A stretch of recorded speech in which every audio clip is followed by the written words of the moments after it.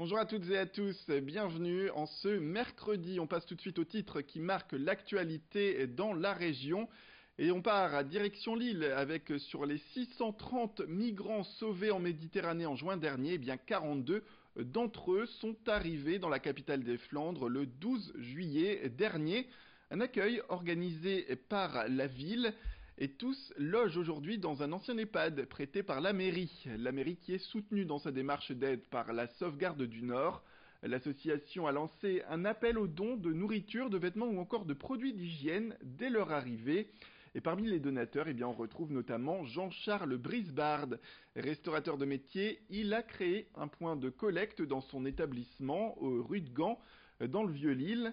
Il a même décidé d'embaucher 2 de ses rescapés dans ses cuisines et ce sera dès la rentrée. On l'écoute à ce sujet. Moi j'ai une grand-mère qui m'a rappelé qu'il y a à peu près 50 ans, elle était réfugiée quand les Allemands ont débarqué, donc je pense que ouais, ça concerne tout le monde. Faut pas se sentir... regarder les événements derrière son canapé, regarder les news et puis voilà, être un peu choqué par les images qu'on voit, mais passer à autre chose quand on change de chaîne, voilà, c'est un peu facile. Après, voilà, on peut faire tous, chacun à sa mesure, des choses intéressantes. Et puis ça prend pas beaucoup de temps. Et puis, humainement, c'est une belle histoire. Les Lillois sont extrêmement généreux, on est très très fiers et très très contents de voir que ça touche toutes les générations, toutes les couches sociales, que tout le monde est sensibilisé à cette question. Ça peut toucher tout le monde, ça a forcément touché tout le monde à une époque. La Seconde Guerre mondiale, c'était il n'y a pas si longtemps que ça. Voilà, on a la chance d'être dans un pays qui n'est pas en guerre, mais qui l'a été. Et aujourd'hui, on est fortement sensibilisé à ça et on s'en rend compte. On s'en rend compte, clairement. Ça mobilise tout le monde. Et si les doggy bags demain étaient des boîtes lavables et consignées? C'est en tout cas ce que propose Céline Saznek avec ses lunchbox, ce qui signifie littéralement des boîtes à repas.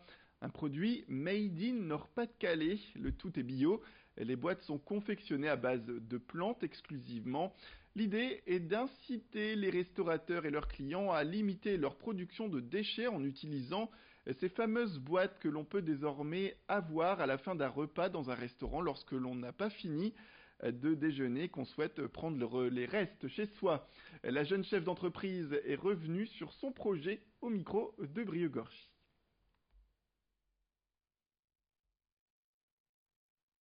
À titre personnel, on peut être convaincu du zéro déchet et avoir déjà l'habitude d'utiliser une lunchbox pour transporter son repas sur son lieu de travail, par exemple.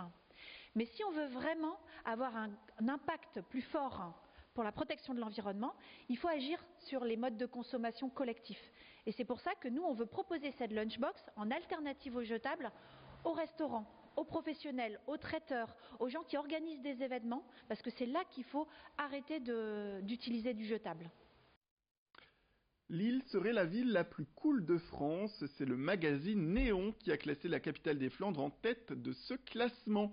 Mais comment en sont-ils arrivés à cette conclusion? Eh bien, Alexis Tessier vous dit tout.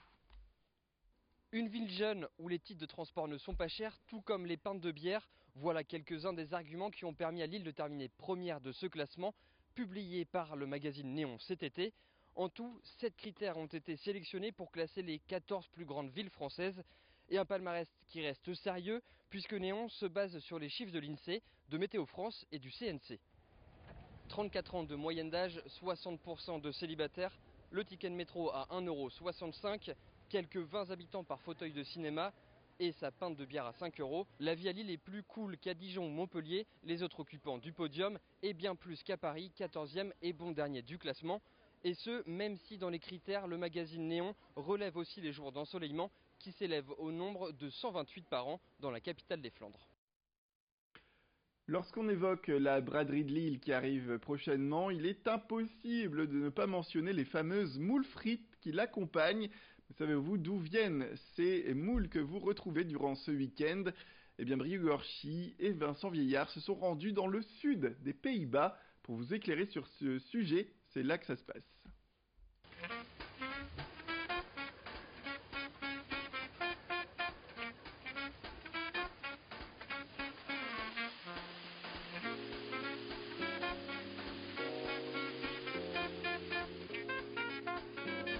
C'est ici, à Hirsek, le village que vous voyez juste derrière moi, au sud des Pays-Bas, à 1h30 de Lille, que nous nous trouvons pour pêcher les fameuses moules, celles qui seront mangées lors de la braderie de Lille. La braderie de Lille, c'est un événement très important ici pour ces pêcheurs de moules, puisque c'est le lancement de la saison pour les moules en France.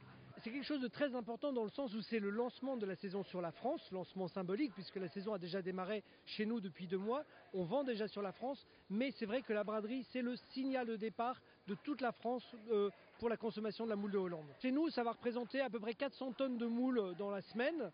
Donc réparties, on va commencer dès le début de semaine parce que en fait la braderie, qu'est-ce que c'est la braderie? Est-ce que c'est uniquement la consommation sur le site même de la braderie? Non, il faut voir plus large. Tout le monde fait la braderie à ce moment-là. Tous les magasins sont en opération dès le début de semaine avec des moules en promotion. Donc pour nous, on considère que la braderie commence dès lundi au niveau de la production et dès mardi, mercredi dans les magasins. C'est un gros moment, c'est une grosse promotion, mais on ne travaille pas qu'une semaine par an, contrairement aux apparences.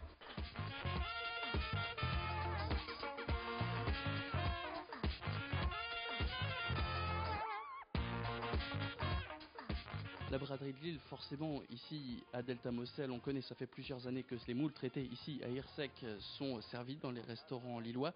Mais cette édition 2017 réserve pas mal de surprises, notamment au niveau de la sécurité. Difficile pour les camions de circuler dans l'enceinte de Lille. Pour nos distributeurs qui sont sur place, il y aura énormément de contraintes au niveau des livraisons. En même temps, on les comprend, on les accepte et finalement on s'en réjouit aussi.